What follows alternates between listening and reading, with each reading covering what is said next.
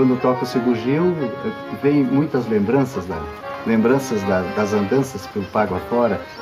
Então, ainda mais com um ritmo que é nosso, né? O bugio é o único ritmo nosso do Rio Grande do Sul. Paulo Siqueira, primo dos irmãos Bertucci, mas o senhor tem uma carreira também consolidada, independente de tudo isso aí. E foi um dos precursores também, né? Quanto tempo de gaita, tio Paulo? Muito tempo de gaita. Olha, se for contar da época que eu gravei, foi em 70 para 71. Mas tocando baile assim, eu comecei muito jovem. E aí, até o primeiro matinê que eu toquei foi aqui na Mulada. Tá numa cadeira num canto lá para mim tocar, sabe que o gaiteiro tem que tocar naquele canto ali, no cantinho, né?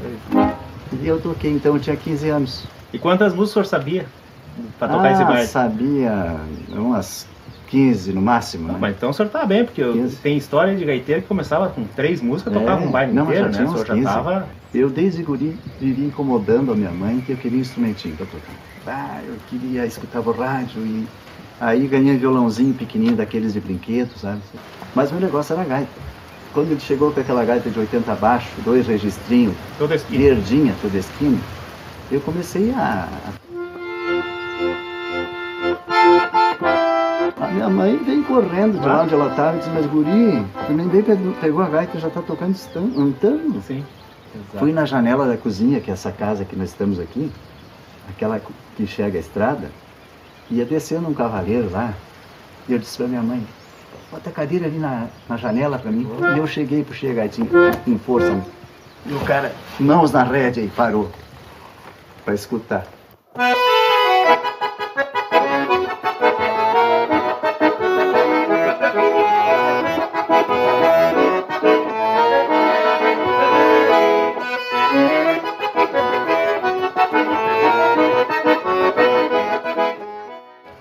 E aí fui para Caxias. E onde é que eu fui parar em Caxias? Na casa da minha tia Juvelina, irmã do meu pai, esposa do Fioravante Bertucci.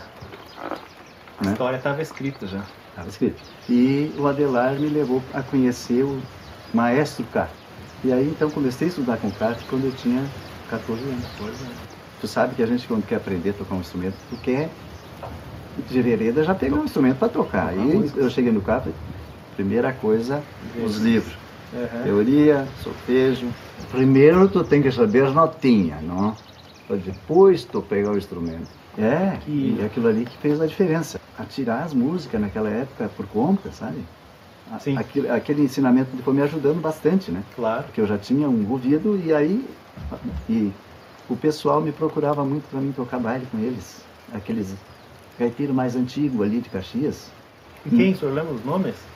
Enio Rodrigo dos Santos, que era dos irmãos Santos, que eles eram 2 irmãos, o Juca e o Enio, só que daí se separaram a dupla. O Enio, toquei diversos bailes com ele, que ele pegava nesses interior, Chapada, Zona Lise, Bentevi, esse lugar aí. Né? Sim. Depois, mais tarde, Moeira da Silva Júnior, que gravou um disco que fez sucesso, na época ele tocava bastante as músicas dele. E depois, por último, o Queixinho. Queixinho. Então, tive um bar em Caxias, perto do colégio Madre Milda. E no mesmo prédio que eu tinha isso aí, tinha uma salinha de barbeiro. E eles diziam, tu é da onde? Porque eles escutavam ensaiando. Né? Sim. Eles, não, eu sou lá da Mulada, assim. Eles, lá da Mulada, mas tu é filho de quem? Aí eu disse quem eram meus pais, né? Como é seu nome? Virgílio Pinheiro. Nossa. Aí uma hora eu vou trazer minha gaita para nós tocar junto aqui. Trouxe a gaita um dia. E eu peguei a minha e fui lá e... Tu sabe que eles estão querendo que eu vá tocar um baile na Queriúva, mas eu faz muitos anos que não toco mais, diz ele para mim, né? Sim. Mas se tu me ajudar, eu pego. Então pode pegar. Pode pegar que eu lhe ajudo. E aí toquei. Então o último baile do Virgílio Pinheiro, e eu acompanhei. Isso é histórico, né? O senhor é primo, né? Dos irmãos Bertucci, né? Por parte de... pai? O Siqueira, meu pai é irmão da mãe deles, né? Então já tinha uma coisa familiar, mas não era, a música não veio por causa da família não Bertucci, veio, né? Não Porque veio. Não tem ligação de sangue, que nem se fala, né? Isso, não tem. E aqui né, onde a gente está aqui, aconteceu um fato histórico que parece que está fazendo agora 100 anos. Da música, da serenata. Da famosa serenata. Essa serenata foi aqui. O Fioravante disse para a Avelina lá, diz, eu vou fazer uma serenata para ti um dia desses, né? Aí ela disse para ele assim, diz, mas tu vê se tu toca uma música nova, não vem com aquela sempre que eu já estou acostumado a ouvir. Olha só. E ele pediu para os empregados, ó, vocês amarem os cachorros, que na meia-noite eu vou com a banda lá fazer uma serenata. Com a banda? Veio um instrumento solto. E aí foi a serenata que começou o namoro. Uma história que a gente não precisa nem repetir aqui, porque eu vim aqui para falar mais do senhor e tal. Sim. Mas e como é que foi? Depois o senhor tocava, mas chegou um tempo que o senhor tocou com o Oneide, né? Foi assim. Quando a dupla se separou, né? O Oneide pediu para mim assim, ó, Paulo, porque nessa época o Oneide tocava com o filho já.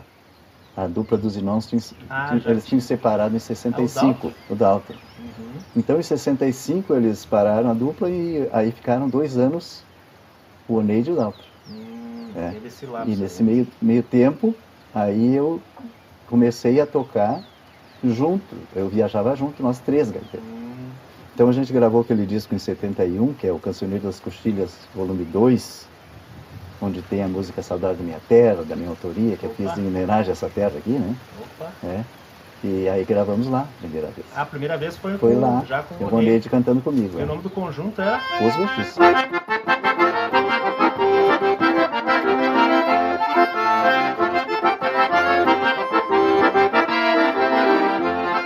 Eu sou filho de uma terra que é de muitos conhecida.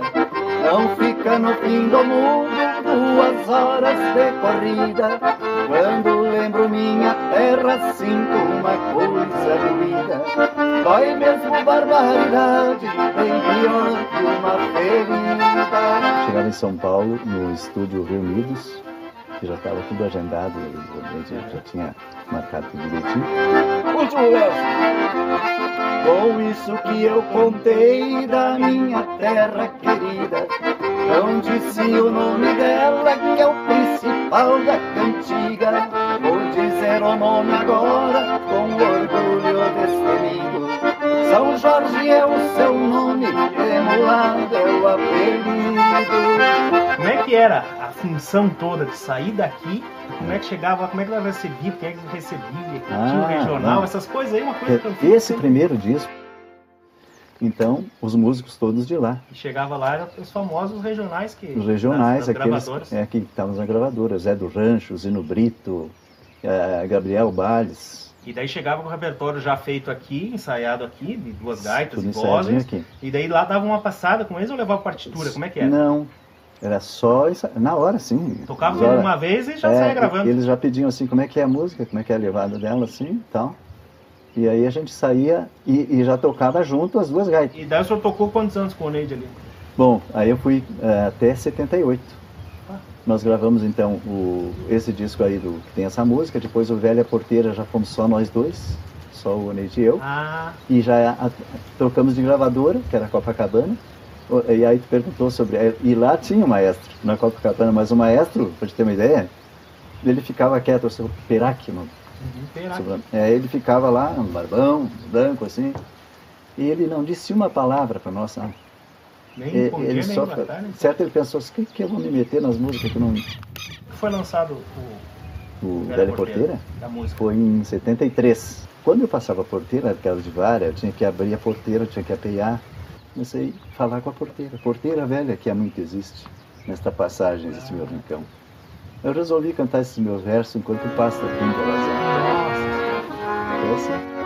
Porteira velha que há muito existe, nesta passagem desse meu rincão, eu resolvi cantar estes meus versos enquanto passa o pingo alazão.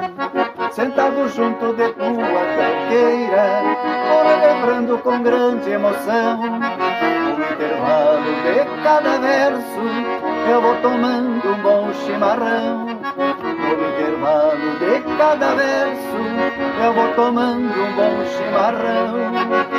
O que tem nessa terra que sai tanto músico bom? O que o senhor acha que tem?